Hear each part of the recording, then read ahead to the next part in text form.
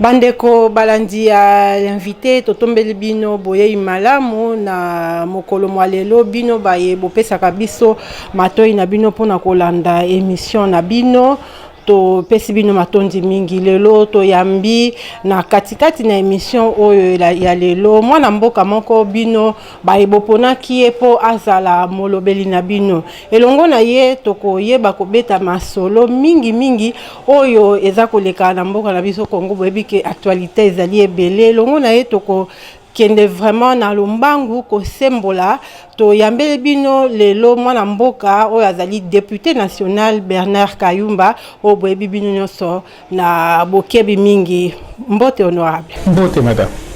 Bonjour. Ça va très bien. To yebisi na bandeko ete ozali président national ya Paneko boni basango ya Paneko. Madame Paneko, partie du Nouvel-Élan du Congo, tout va bien. Implémentation Salema qui depuis 2017 dans la province Belé Nanzela Ponamito Tchaki plus de 80 candidats mais malheureusement Nazaki Kanga Moko Nazala qui proclamé na Seni Bino Moko Boyebi Nengi Makambo Elekana ki na Seni donc Bitumbazaki Makasi kasi Nzambe apesa ki biso Makasi na ngolu ya Koponama na yango na bianga mi molobeli ya bilenge nyonso non seulement il y a Lukunga kasi ya République démocratique du Congo Mobimba. Molobeli ya bilenge ya République démocratique du Congo Mobimba. Lelo soki to bitotala 2017 à 2020 ça fait 3 ans depuis que Paneko eza coexisté.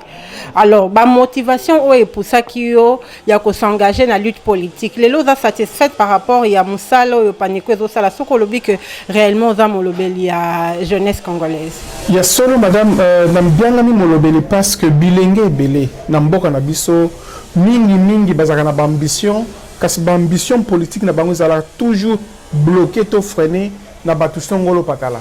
Na yango likanisi lié eyala kinga pona ko créer parti politique. C'est pour nous éviter ba problème oyo ba kolutu na biso mususu ba bazana motema mabe ba chaka ba kal na bilenge na biso pour que biso tokoko kozwa misala na politique té.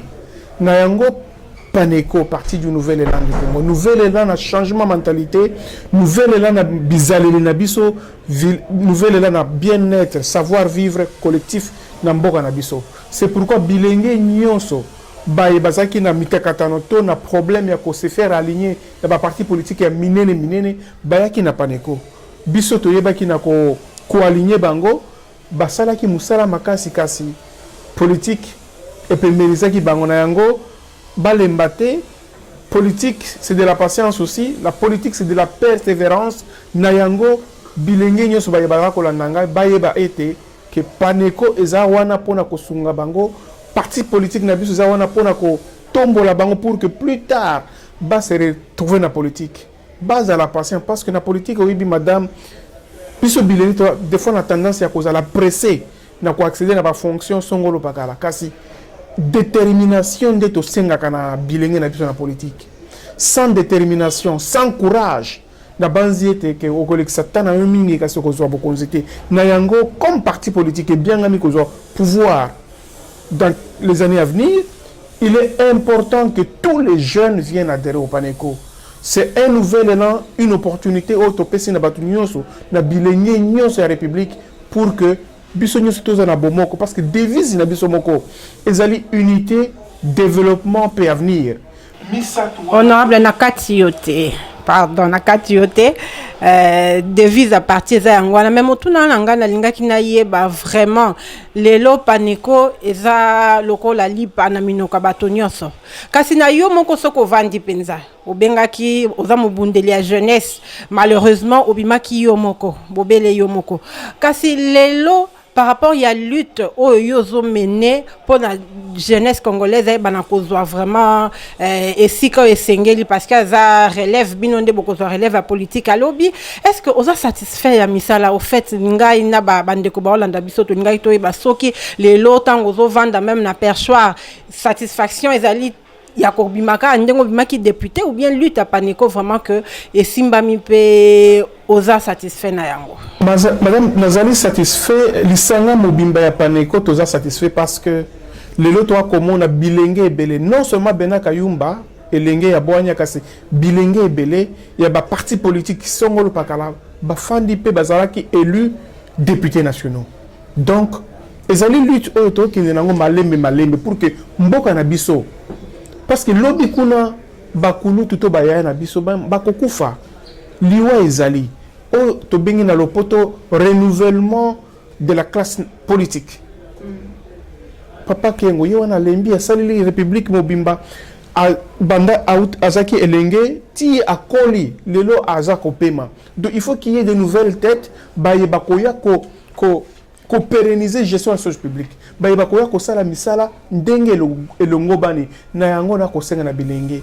Botalelaka politique na musika te. Nazana esengo parce que tozana bilenge ebele baye bandimeli paneko parti du nouvel élan du Congo pour que lobby kuna toza la ba ministre, lobby koya toza na ba mandataire à l'état, lobby toza na ba bourgmestre ainsi de suite. Ndeko Bernard Kayumba na koyoka yokolanda na bokebi satisfaction ezali ya komona bilengi ebele na baza lelo aligné na kata ba parti politique mais ce qui totali na ensemble ya Congo bilengi ebele pe lelo baza na kati ya pasi tokena na ba attribution na local la député national au Baponakio. On voit 80% ya population congolaise, la jeunesse, elle est dans la misère, ça veut dire que misala ezate, délinquance juvénile les amakasi. Alors lelo mosala nini oza ko abattre na assemblée nationale pour na situation ya jeunesse congolaise lelo eye bana kobima na précarité. Merci beaucoup madame pour la mutuna wana et ça la kanga passi comme on a été que bilenge belé après 5 ans après 7 ans il y a études universitaires kasimisa les atena mboka na biso chômage ezali ko décourager bilenge belé chômage ezali ko pesa désespoir bilenge ko ba ko yana ça la politique kasimisa la tout ça la kezakalini na niveau ya parlement tout bien voter la loi. Et ça n'a pas bon à don et belé, pas crédit. Pour que nous il faut ratification.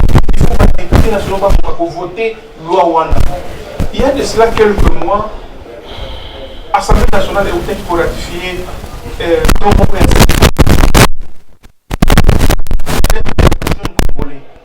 donc il appartient à nous qui sommes des élus nationaux que nous fassions les suivis à niveau ya primature donc auprès du premier ministre pour que bilingue baye basalaka commerce amike bakotisa ba projet na bango pour que base au financement parce que l'accord de don qui a été donné c'est pour que la jeunesse congolaise se retrouve. Donc voilà un peu madame suivi amike pour que jeunesse na biso ko se retrouver et puis makelele na mboka na biso to komona na est ba milice bazali na Ituri bato bako kufa to mikolo to yoka ba makelele moko na Lubumbashi. Donc on se pose la question na Lubumbashi na côté à Zambie kuna ba Zambien pe balobi pe ba Angolais pe côté na bango balobi faut ba récupérer omoni ke mboka na biso soki toza na bomo côté tozali très convoité ba pays limitrophes.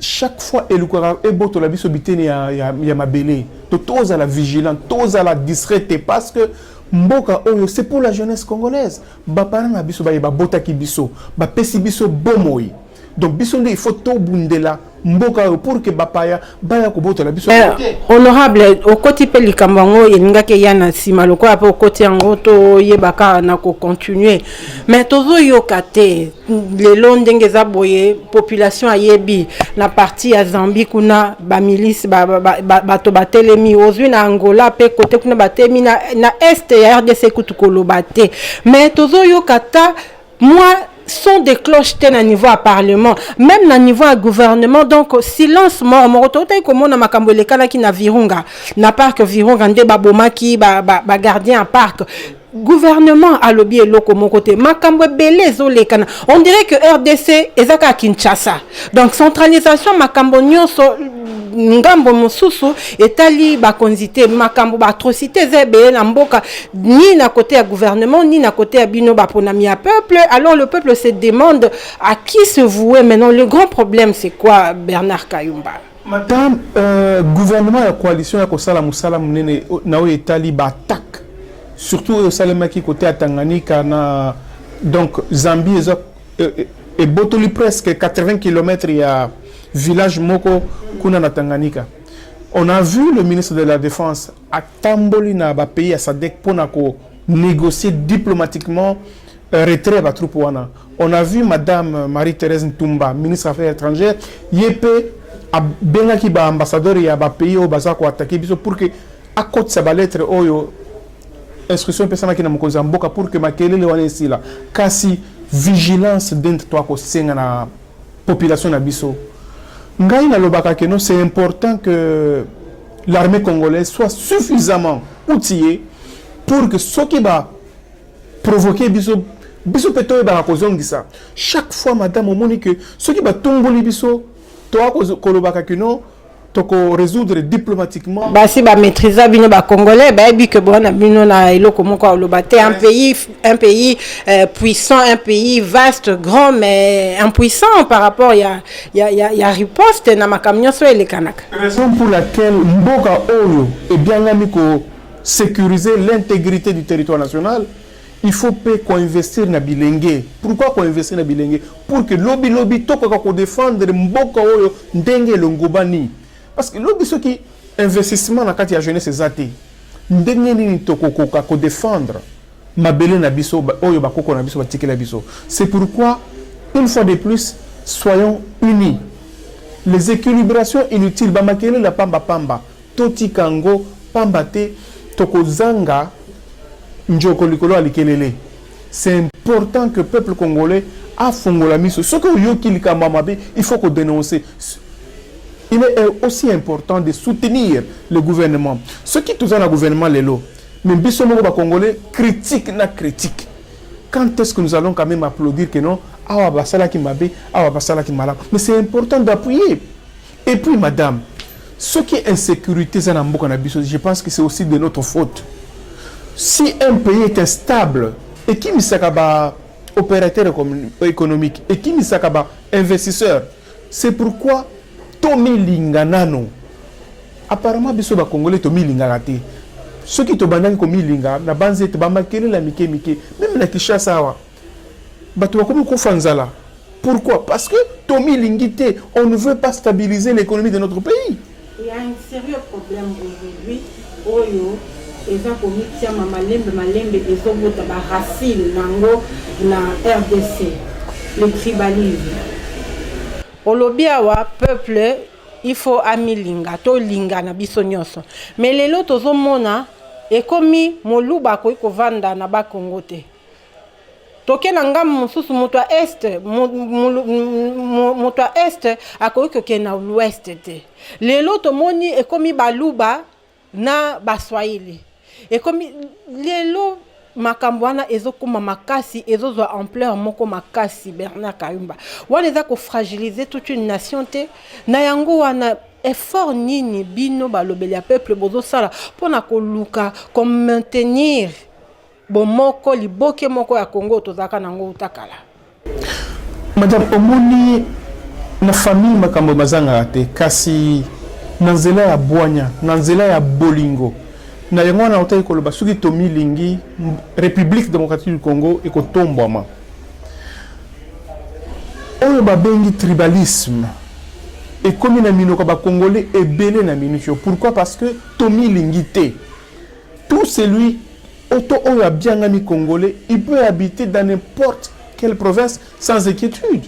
Mais pourquoi le mikolo est commis ce n'est plus le cas. Tout le monde qui likambo il y a Vital Kamerhe tant que ba interpellé qui avant même kuto comme un procès tout le monde ndenge na est kuna ba massacrer quelques balou baba kufaki. Ce sont des antivaleurs, c'est un makambo qu'il faut combattre sérieusement parce que ce qui est côté na mboka na biso les likambo pas sito mawa makasi parce que division na famille République démocratique du Congo est lisanga.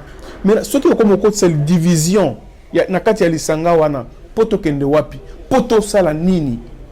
C'est pourquoi j'en appelle même à la conscience de toutes les églises, eux qui nous prêchent la parole de Dieu.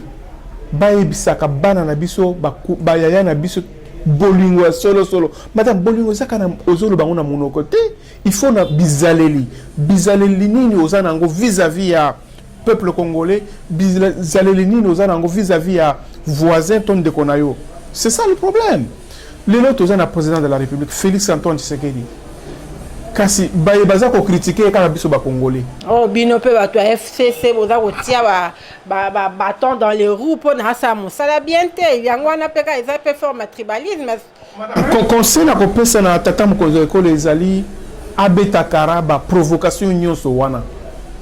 Azana soutien au peuple congolais, azana vision na ye.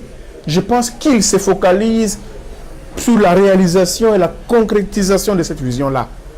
Pambate ceux qui alandi ou alobaki boye asalaki boye 5 ans et comment. Mais Félix Tshisekedi a été nommé a été élu président plutôt et ça na coalition. Mais na kati ya coalition on a ozo sala FCC cash parce que yo zapaniko eza na kati ya coalition wana ya FCC. Lelo yozo bakia beta kara. Akobeta kara ndenge ni tango bino bato bondimaki bosala coalition kaka na kati na bino wana bozo tia ba bâton dans les roues pour être 5 ans ya Félix Tshisekedi ezala fiasco. Madame Nalobi abeta kara na baye oyo baza ko provoquer ye. Vous pensez que c'est facile de travailler dans ces climats-là, Bernard Kayumba? Il est le président de la République, chef de l'État et garant de la nation. Donc, le pouvoir. Mais la coalition, c'est... Oui. La coalition, c'est des clauses. Kolo. Nandimite que même la coalition, ezana baye oyo ba télémela kaye nandenga mabe nandimite.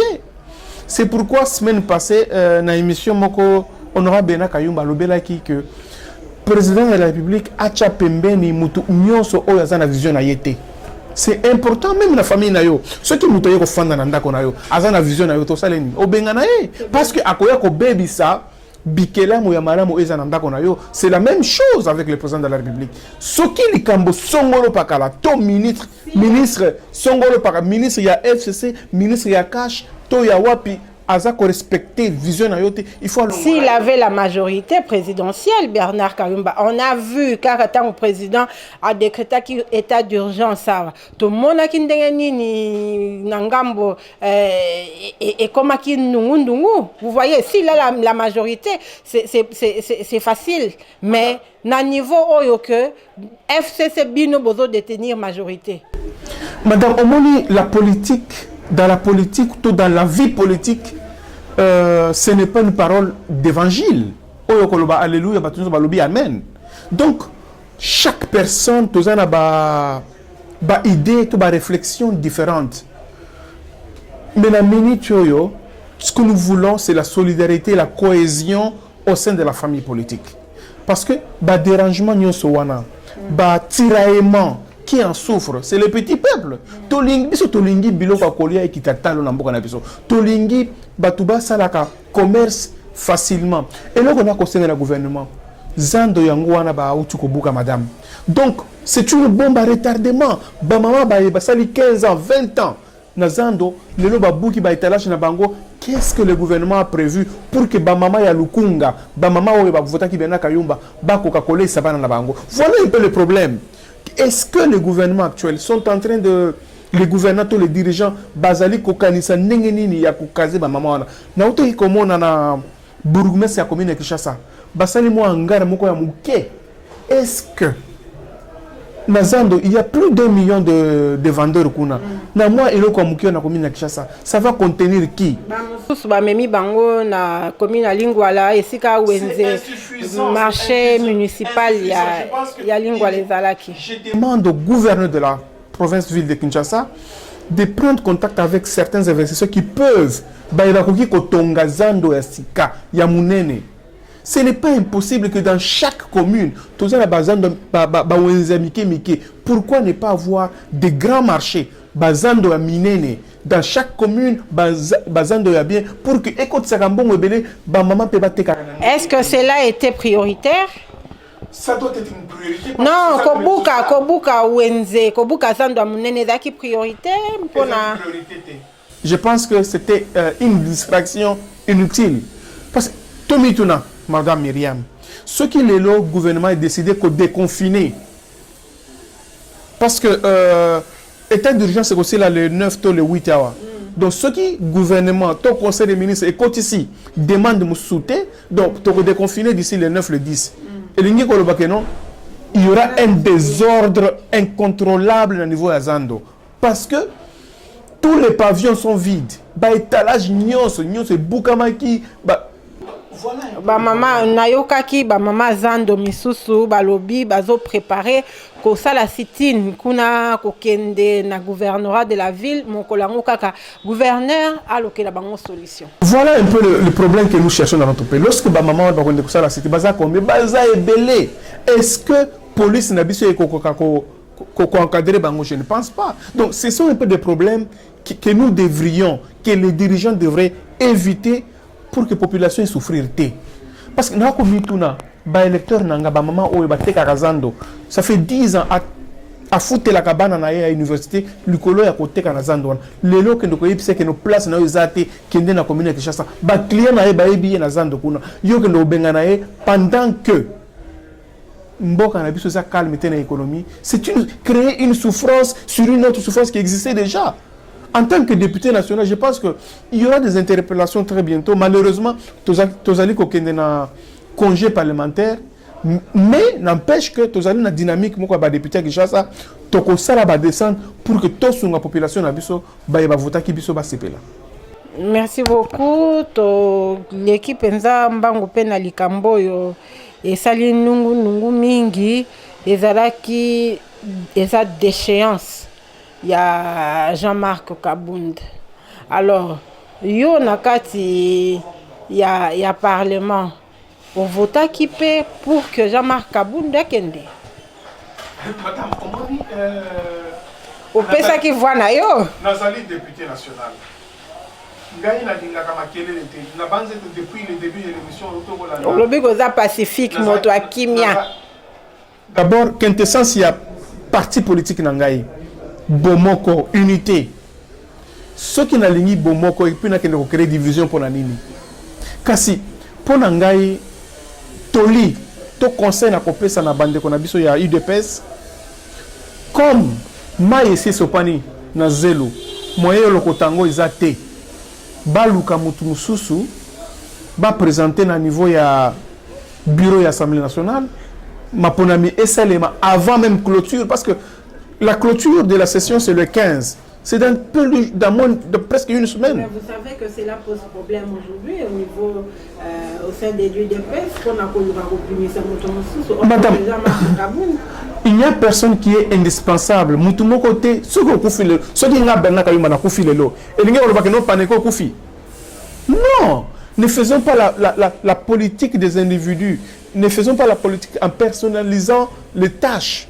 Les lois qui n'a belle, mutumsu à cause de ici donc tout ce qui a makele les zangatina parce que il n'y a personne qui est irremplaçable.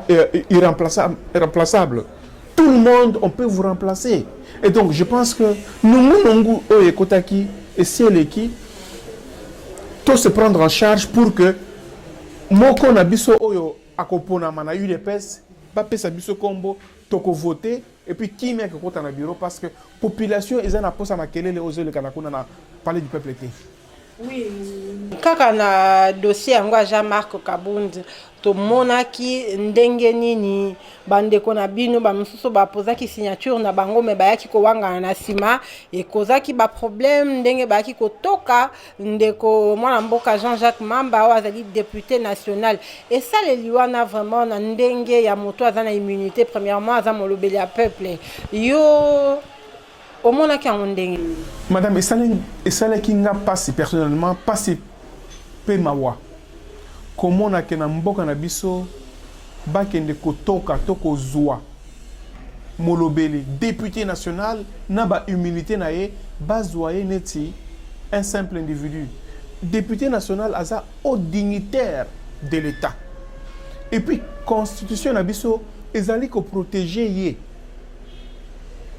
na makambo songolo pakala soki ba yebasala kamibeko na mboka na biso eza biso ba député nationaux kasi ba nzuzi to ba juge basignaki mokanda mpona kokende kokanga député national babukaki mibeko. Mais toi comme mituna, quelles sont les sanctions oyo la constitution to l'état prévoit pour un magistrat oyo à bukaki mibeko ya mboka, parce que ba discréditer ba bazuye neti muto pamba pamba. Je pense que ce sont des choses qui tout le monde qui même à kendaki en culotte na t-shirt, donc batikela même pas tant ya koye ba komi lengela pour à kende ko répondre comme il se devait. Ce sont des choses qui font bannir dans notre pays. Ceux qui muto sali mabe faut ba kangaye. Magistrat wana ayebi très bien que député ba kangaye bongote. C'est important. Donc on n'est pas dans la jungle. Nous sommes dans la République démocratique du Congo. Et donc il est important que tout le monde respecte la loi. Pourquoi respecter une chose et son contraire? Voyez-vous, madame? Donc il est important que biso nyonso baye bato sakamibeko na mboka na biso toto sape balobeli na biso baye balobela na biso.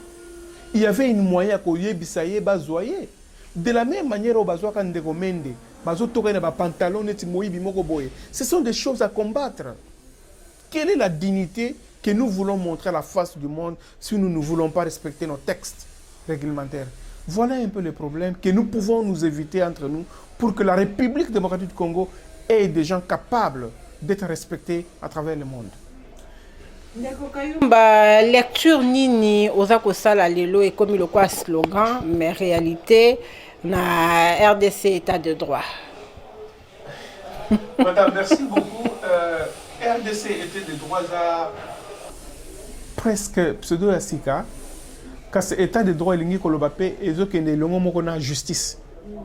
Donc ce que sali mabe ata ce que za mokonzi ata ce que sali ozana famille songolo pakala ce que sali mabe et que banzuze balobi osala ki mabe okokangama.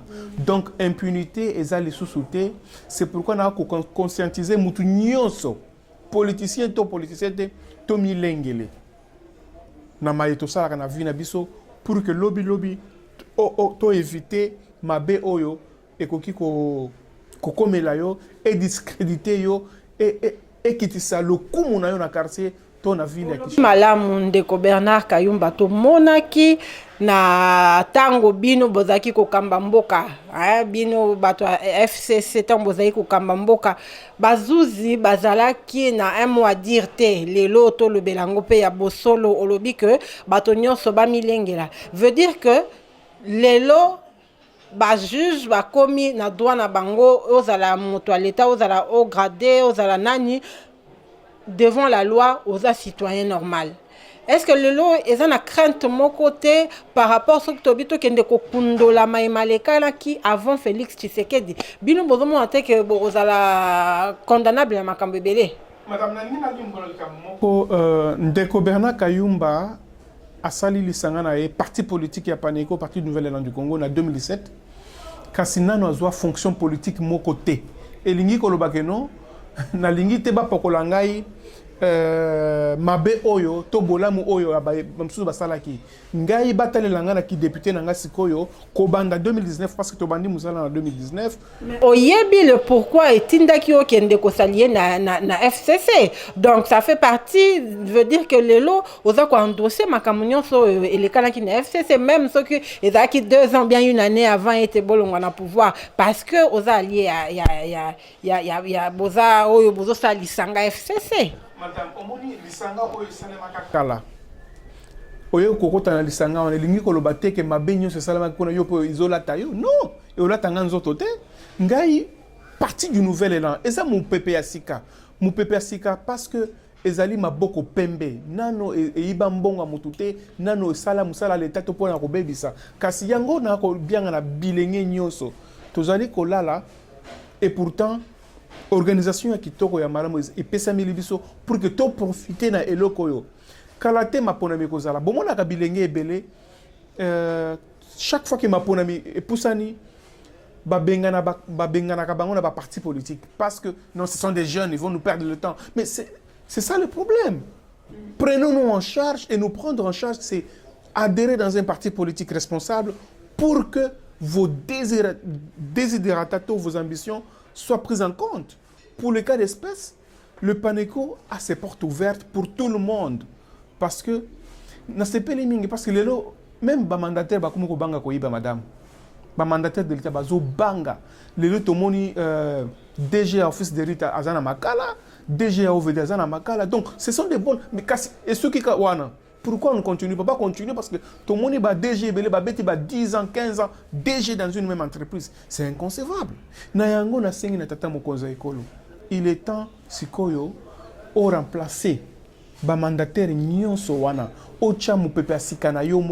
pour que Bana Congo ba mona peke bokonza sika koti na bato sika, c'est important. Pas mokonza ekolo yo sengi a remplacer ba mandataire to moni tango ya kotaki aluki a nommé na jekamine bo bloqué a nommé na portefeuille kuna bino bo bloqué lelo yo zo senga est-ce que ekozala facile pour na ye par rapport ya ba mandataire obino botiaki oyo bino bozali ko se retrouver à l'aise na bango ekozala facile lelo na mokonzi ya mboka pona kosala mosala wana aussi longtemps bakali ba blocage ezaka. Madame omoni tozali na kati ya coalition elingi koloba keno eza na partage ya ba responsabilité songolo pakala. Je ne suis pas pour ceux-là qui ont bloqué ba ordonnance à chef de l'État. Car si lorsque le chef signe, il appartient à tout le monde d'obtempérer. Il n'est nullement pas question que Batusongolo Pakalaba bloqué l'ordonnance à chef de l'État. Donc je pense qu'il est important que ceux qui la signature est bimi, Toto Sakan, parce que ceux qui ordonnance loi est bimi, ils allaient me béco. Ceux qui ont aussi en haute, donc vous allez à la contre de la loi. Nous qui prenons l'unité, la solidarité du peuple congolais, il faut que nous puissions bien entendu promouvoir cela. C'est important que Bana Congo, Toto Saka Mibe Kombo Nabiso, Toto Saka institution présidente de la République, na condamné le gouvernement Nabiso, pambate ceux qui Tokoko Bakana ko souffrir. C'est important que renouvellement de la classe politique et salement. C'est important que le gouvernement Nabiso est retraité, papa Nabiso ba yebasi ba koli. Toi comme on fonctionnaire rebelle, ba fanda na séance en fonction publique. Parce que chaque fois, toi, comme on a le ministre de la fonction publique, il défile à chaque défiler la fonction publique. Le ministre, 2 ans. Le gouvernement a un moyen de continuer à battre la retraite. Mbongo ezate à kufuta bango ba des comptes na bango. Mais c'est ce qui prouve parce que bazo koka continue à bango à la retraite. Mbongo ezali d'ailleurs il y a de cela 2 ans Banque mondiale a même qui misolo pour na komema papa maman na retraite. Kasi kaka biso moko ba congolais to comme luka ba cop na sima ya projet wana mindele bakati projet wana. Donc on moni que ere moko na ngona lobaka biso ba congolais to milingité parce que ba papa wana a sali 30 ans 40 ans na fonction publique au lieu au pesaye retraite na ndenge longo bani biso moko to comme luka cop na sima ba mbongo wana. Donc je pense que année oyo eza année en mbongo wana. Année ya ko changer mentalité na biso parce que ebele ba kokota boloko ceux qui ba sali misala na bangote. C'est important que tous à la vigilant tous à la misala na biso et que Congo na biso ezala elingi makasi ebele ba kokota boloko to moni peut déjà dire cab il y a président de la République ye kuna za na boloko Bernard Kayumba lecture nini vraiment pour tous na kati ya état de droit hein wana to fungoli procès 100 jours ya Félix Tshisekedi mais yo penza na bosolo lecture nini yo ça na procès Vital Kamerhe on procès 100 jours to bandi na Vital Kamerhe. Madame ce procès a commencé il y a de cela 1 mois et demi et na banzi était justice ezali ko timola dossier songolo pakala tozela na ko senga na ba congolais nyonso bazela ti justice a ko rendre décision toyeba parce que biso tozana véracité to certitude ya makambo sala mekité mutu akoki ko yebisa que non oyo ayibaki te azate kasi banzuzi to ba juge ba batanga mibeko ya mboka na biso ba ko salela ko talela likambo wana, je pense que ça ne prendra pas 2 mois to koyeba. Mais pourquoi bandika na Vital Kamerhe bino FCC bozo tirer ficelle te wana se wana na ba dessous des draps bino bo na kati wana te, pourquoi ka Vital Kamerhe ezate ke bongi bo clouer carrière politique à Kamerhe? Madame, pourquoi oza ko attribuer nga combo ya FCC chaque fois? Ngana ça bien sûr na kati ya FCC, mais na la parti politique na ngai tozolobela lelo eza likambo ya coalition tokutani na kati ya FCC cash permettre ngai yango ozomona ke nazozongisa yo mingi na ngambo ya coalition. Omoni nalingaka te kosala commentaire na likambo eza na justice, parce que nakosala commentaire songolo pakala justice pe lobby mabe lobby peuple la lobake non honorable on a kosaki. C'est pourquoi je préfère me taire na likambo yo pour que tous là dans quelques semaines je crois ba ko rendre décision pour na ko quitter to pour na ko condamner ba bien ami kuna na makala.